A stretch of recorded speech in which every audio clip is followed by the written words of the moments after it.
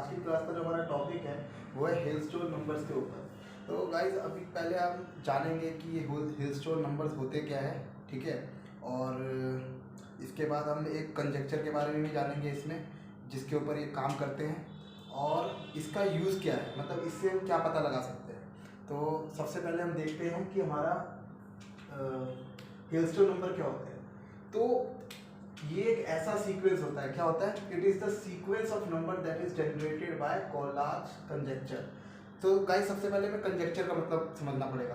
Conjuncture maths के एक ऐसे स्टेटमेंट होते हैं, कंजक्चर क्या होते हैं, मैथमेटिक्स के ऐसे स्टेटमेंट होते हैं जो कि कहे गए होते हैं और जो जिसको हम ट्रू मानते हैं, लेकिन उसका हमारे पास कोई अभी तक प्रूफ नहीं होता है। लेकिन हम उसको जिस भी चीज़ में अप्लाई करते हैं, जिस भी स्टेप में अप्लाई करते हैं और जो भी प्रोसेस में अप्लाई करते हैं, तो वो प्रोसेस उससे सही आ रहा होता है, लेकिन फिर भी वो कहीं ना कहीं तक पूरी तरीके से अभी तक प्रूव नहीं हो पाया होता है। तो उसी को हम कंजक्चर कहते हैं। तो ये हिलस्टोन नंबर क्या होते हैं, ये सीक्वेंस होते हैं किसके, जो कि जनरेट किया जाता है कोलाज के कंजक्चर से। तो उसके बाद हम समझते हैं कि कोलाज कंजक्चर होता क्या है, ठीक है। तो Collatz conjecture states that stopping time of every natural number greater than और equal to 2 has finite stopping time. अभी मैं इसको पूरा एक्सप्लेन करता हूँ।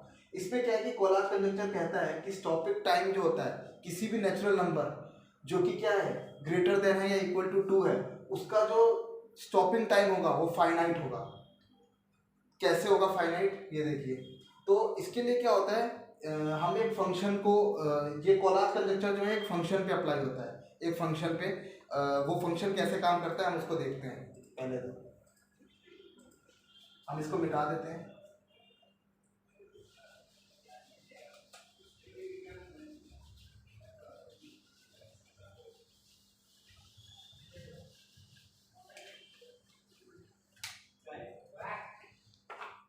और एक बात और, हम इसको हिलस्टोन को कहते हैं क्योंकि ये जो नंबर का सीक्वेंस होता है ना, ये अप एंड डाउन होता है, ऐसे ऐसे, कभी तो ऐसे जाएगा, फिर ऐसे ऐसे ऐसे। ये नंबरों का सीक्वेंस क्या होता है, अप एंड डाउन बहुत होता है। तो कोलाज कंजक्चर अप्लाई किस पे होता है, कोलाज कंजक्चर अप्लाई होता है एक फंक्शन पे, जो कि फंक्शन किस तरीके का हो, कोई फंक्शन है उसको डिफाइन ऐसे करता है, ओके। तो 3x plus 1 with x is odd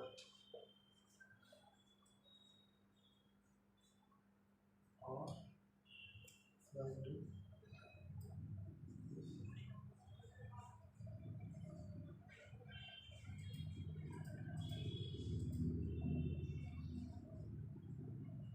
collage conjuncture क्या होता है, किसी भी नेचुरल नंबर के स्टॉपिंग टाइम निकालता है कि वो नंबर जो है कितना राइज करेगा और फॉल करेगा, क्या करेगा।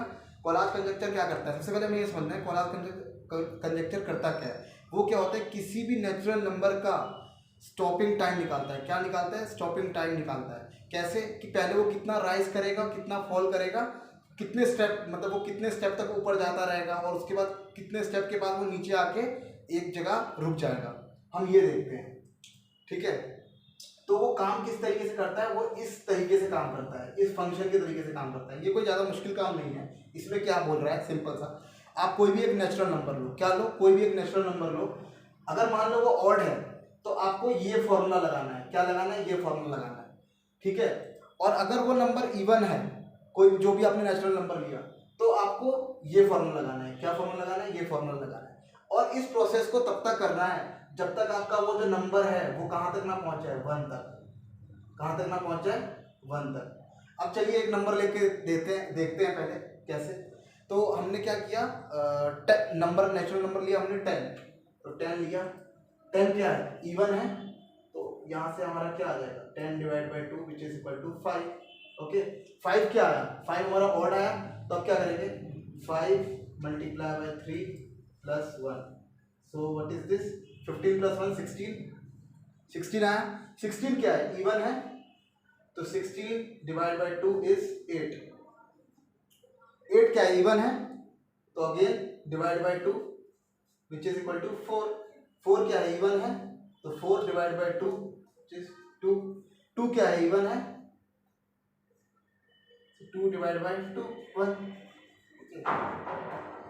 और वन के बाद क्या होगा, वन ऑड है तो वन में ये करेंगे 1 मल्टीप्लाई बाई 3 प्लस 1, तो ये क्या आ गया 4।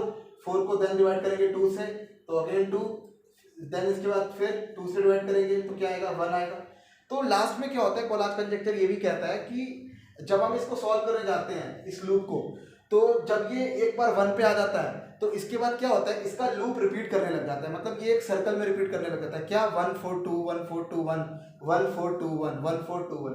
तो आपने यहाँ पे देखा ना, हमने एक एग्जांपल लिया, हमने क्या किया, एक नेचुरल नंबर लिया, क्या किया, एक नेचुरल नंबर लिया, उसको हमने डिवाइड किया 2 से, तो उसके बाद इसका आ गया आंसर 5। 5 के बाद क्या किया, और नंबर आया तो हमने 3 से मल्टीप्लाई किया प्लस 1 इक्वल टू वो क्या आया 16। 16 के बाद इसको डिवाइड किया 2 से तो ये आया 8। 8 के बाद इसको 2 से डिवाइड किया तो 4। 4 के बाद हमने डिवाइड किया 2 से तो ये आया 2। 2 के बाद हमने 2 से डिवाइड किया तो ये आया 1। तो ऐसे करते करते हम इसका स्टॉपिंग टाइम निकालते हैं। तो इसका स्टॉपिंग टाइम क्या होगा, देखो 1 2 3 4 5 6, मतलब ये नंबर जो है इसका स्टॉपिंग टाइम क्या हो गया 6, मतलब 6 स्टेप्स के बाद ये क्या होगा, नंबर स्टॉप हो जाएगा। और ये हेलस्टोन नंबर क्यों कहे जाते हैं, अब आपको ज़्यादा बेटरली समझ में आएगा अगर हम इसका ग्राफ बनाएंगे तो। देखिए अब अगर मैं इसका ग्राफ बना के दिखाने की कोशिश करूँ आपको, तो हम इसको हटा देते हैं अभी के लिए। देखिए हमने क्या किया था, हमने एक इनपुट है यहाँ पे, इनपुट हमने क्या लिया था 10 लिया था, ये रहा आपका नंबर 10। ओके, फिर सबसे पहले हमने 10 जो था हमारा यहाँ से, अगर हम ऐसे माने 10 ये नंबर था, इसके बाद क्या हुआ, हमने 2 से डिवाइड किया तो ये आया 5 पे, फिर ये एकदम से नंबर कितना बढ़ा, ये गया 16 पे, यहाँ पे कहीं ऐसा।